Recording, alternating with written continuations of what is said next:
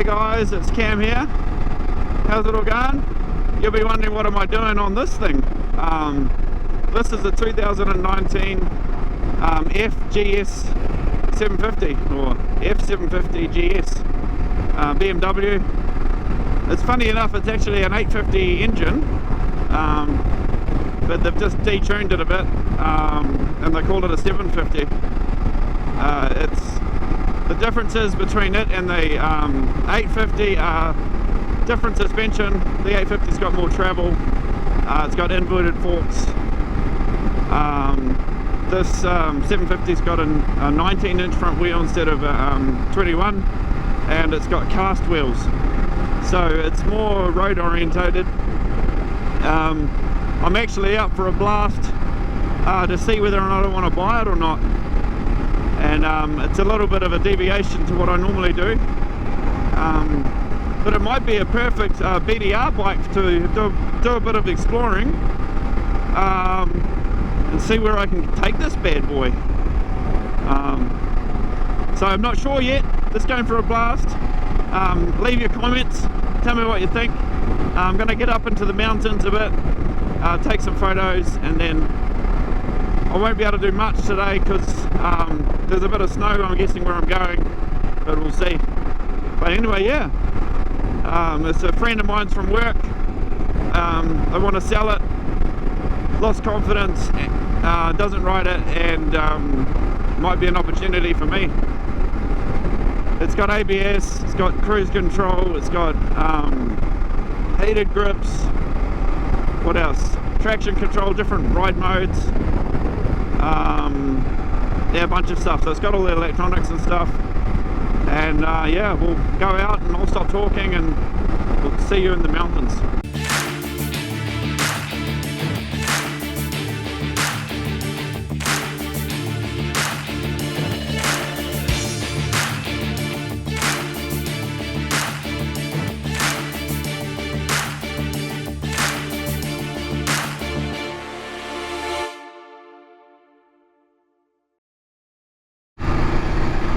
Okay, so we're just riding up Flagstaff now. Bike goes great, eh? Really smooth. The actual display here is pretty cool to play with too. So you can get into all the details about your bike. You can see that there's an exclamation mark and that it's due for a service. And as I was playing, I could figure out why, and I'll show you in a second. But you can see the tyre pressure, the battery, the distance to it's going to run out of gas, and then you can keep scrolling through the menu, and there's a whole trip meter and everything, which is nothing that flash to be honest, but a bunch of information. And then here you can see where its service is due. So this bike hasn't really been ridden for over a year and a half, so the actual date for the service is due, but the remaining distance, so I guess the oil life, is still 5,700 miles before it needs to be done. So that was nice to know, to be able to find that. And you can just, it's got a I think it's got a BMW app. Then you can get navigation on your screen, but if you've got a phone, you can do it through your phone. It's got power and stuff up here. What else? Control music. I'm guessing that's once it's in your phone. And a bunch of settings, but it looks like that's not available until I stop. I'll try. Yeah, can't get into that. And then you just basically hit up, get to the main screen, and then if you hit on this screen, if you hit the menu button up, you can scroll along the top. So there's an hour and 2 hours on the trip, my tire pressure, distance to gas, to running out, a fuel gauge, and then over this side I got heated grips, which work really well, eh? I've had to put them onto number 1 because 2 and 3 were too hot. But here on the screen I've got the different riding modes. So I've got dynamic at the moment, which seems to be the most responsive throttle, but you can actually change it while you're riding. So that's enduro mode, so I'll have a play with that when I get onto a dirt road shortly. Rain mode, road mode, and dynamic. So at the moment the bike feels pretty agile, pretty light while you ride it. It's definitely heavier than I'm used to riding, so I don't know if I'd be wanting to drop it, but it's got all the protection. It's got bars, engine guards and stuff, and a bash plate. It's got tubeless tyres, so I don't really know what the deal is. If you get a flat, obviously you got to plug it, but I'm used to having tubes as a backup. But looking at the valve and where the oil, the air comes out, it comes out through one of the spokes, so it's not a thing I can put a tube in. It's got a temperature gauge too, so you can see the outside temperature, which at the moment is 45 degrees Fahrenheit. Beautiful day here in Colorado. My hands are nice and warm. The old heated grips.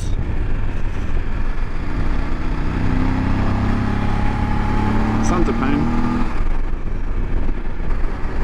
Oh, I forgot to say, it's got a Sargent aftermarket seat on it too, and it's got all the hard luggage. So it's got a top box and 2 lockable side pannier things,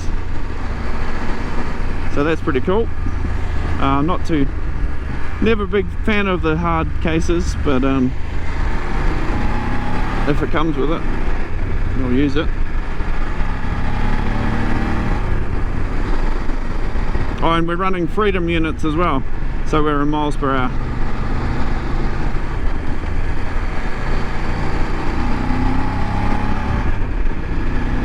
So we'll turn up here.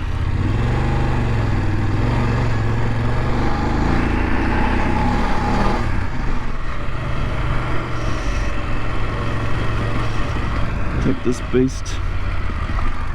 I thought there was the road. Maybe the road goes up. It's been a long time. So, decent turning circle for a big bike.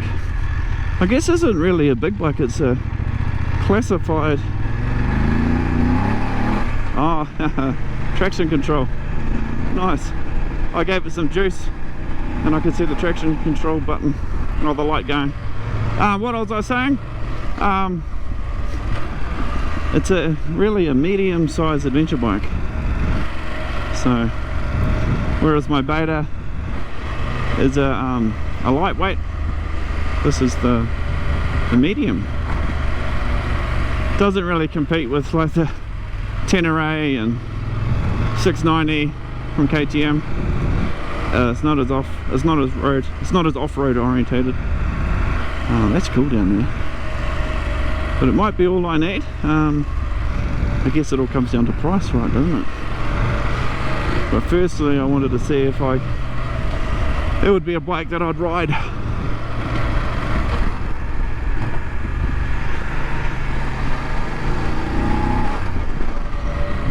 Oh, I should put it on enduro mode, eh? Don't know what that does. Maybe it changes the traction control a bit, and adjusts how the ABS works. I don't know.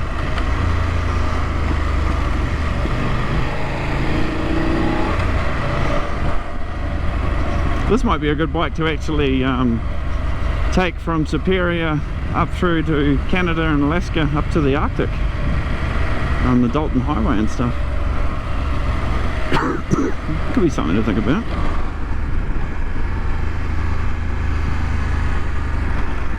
It feels colder, but it's only 45. I'm halfway expecting to see ice and stuff, so.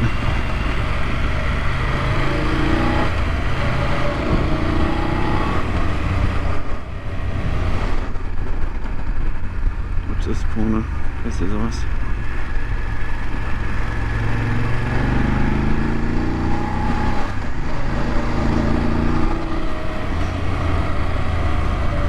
Yeah, so let me know what you think, guys, if you think I'm making a big mistake. I don't think you can really make a big mistake with any bike, just as long as you ride them for what they're intended for.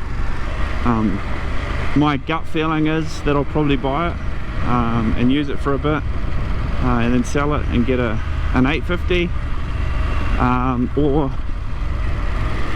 maybe a T7, the old Yamaha. But I'm in a quandary because my 500 is so good, where I don't need really the dirt orientated stuff, but I would like to explore a little bit further, and having a bike that's better on the A to B to get to where I want to ride might be something I'm interested in. So can't find the unicorn bike.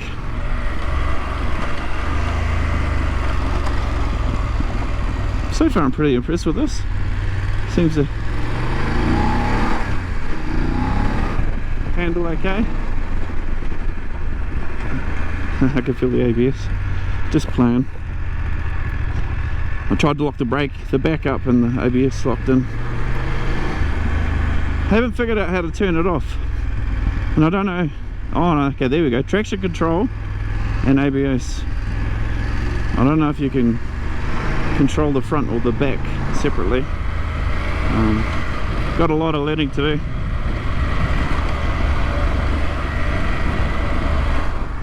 If I decide to buy it.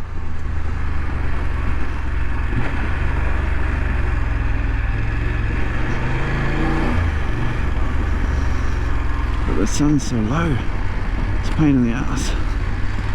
Always in my eyes.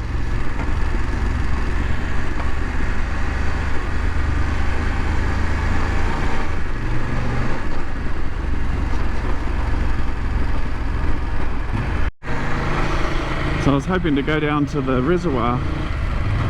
It's Gross Reservoir is the name of it, but there's all the construction and there's no public access. It would have been quite cool to go down there. Would have made for a nice photo. But I keep heading around here. Road's really slippery. A lot of snow melt. It's not too bad here, but very muddy before.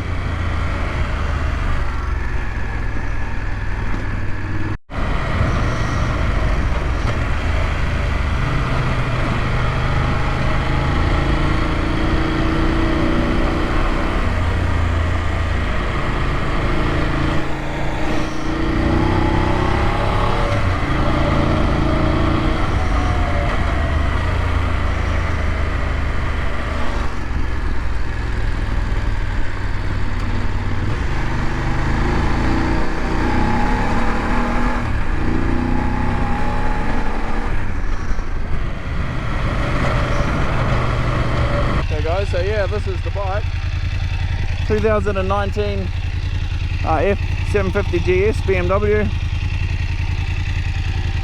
Got the bash plate, all the crash guards,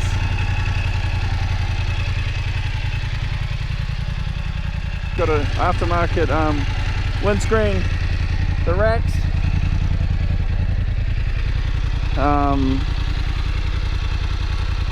not sure what else, but tell me what you think, guys. Tell me if you think I should take a risk and have a go.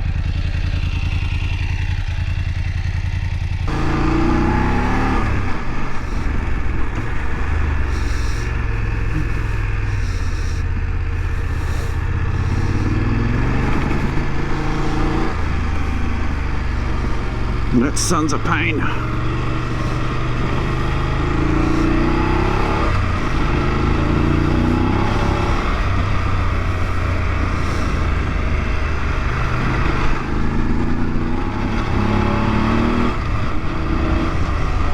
That's where I can see this being is the dirt road warrior for long distances. BDR type stuff. And it's been a while since I've been through here, so I'm just trying to figure out how to get out of here. I sort of just jumped on the bike and went today. Didn't look at a map, just jump on and go. That goes alright. I slipped a couple of times, but it's not normal conditions that I'd be riding in. Snow and a snow melt and stuff. Hey, but it gets like this if it's raining anyway, so it's a good test.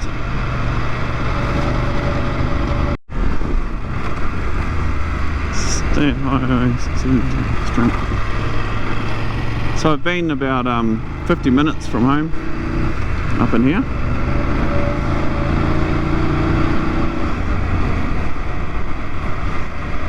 Ooh.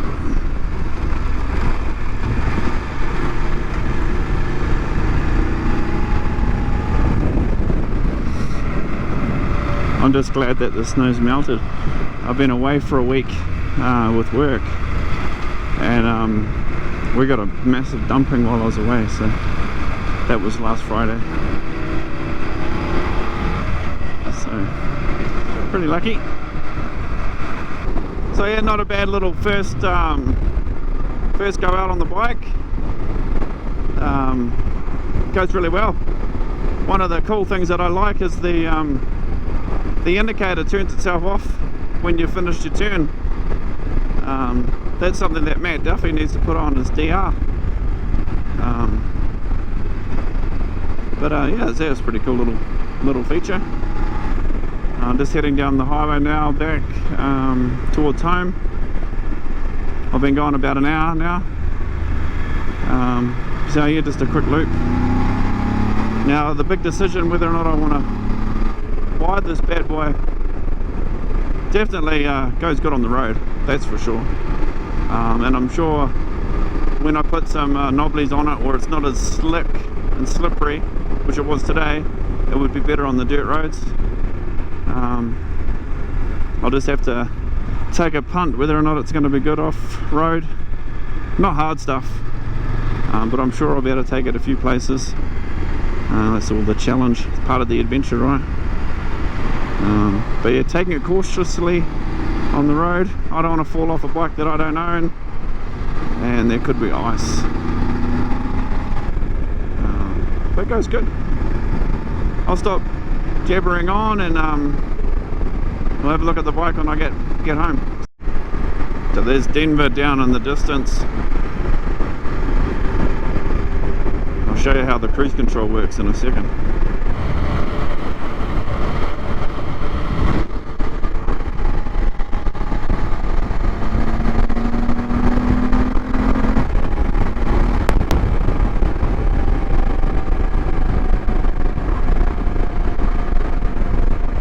So cruise control, you push this over and then you just basically pull that, comes on here, and it sits there and brakes. You can change gears or you apply a brake and it stops. And I don't know how to resume. I guess pull it back up. Yeah, okay, you pull that lever back up. So yeah, pretty easy. Turn it off. At least I'm heading away from the sun now. Hey guys, so yeah, I'm back now. This is the bike. Nathan reckons I should buy it. So we're still mulling it up whether or not I do or not. Went really well. Nathan reckons it would look good on him. I said I could go for some big road trips on it with my bros. Up to the Tetons. Okay guys, so yeah, we'll see what happens. Maybe we keep it or not. Find out soon.